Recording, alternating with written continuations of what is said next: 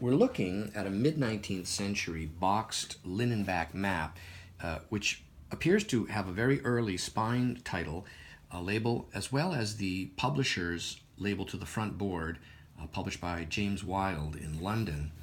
And when we remove the large linen map from the box and open it like so, what we'll see is that the title is the Atlantic Steam Packet Chart, showing the line of communication with North America and the West Indies, but also Europe and the coast of Africa.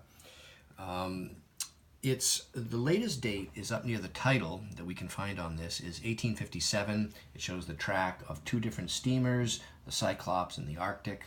There's also the line of the submarine telegraph cable that going across the Atlantic is identified.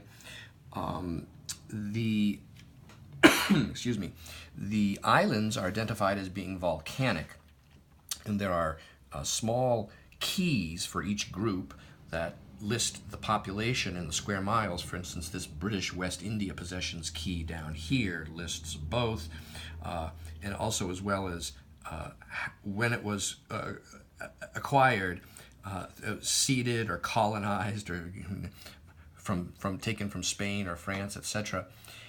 There's all kinds of small, interesting details across the map. There's an old repair that's been neatly done here long ago for, I guess it looks like a tear here, but that is easy to overlook, really. And the map itself is quite scarce, as most large linen maps of this era and earlier are.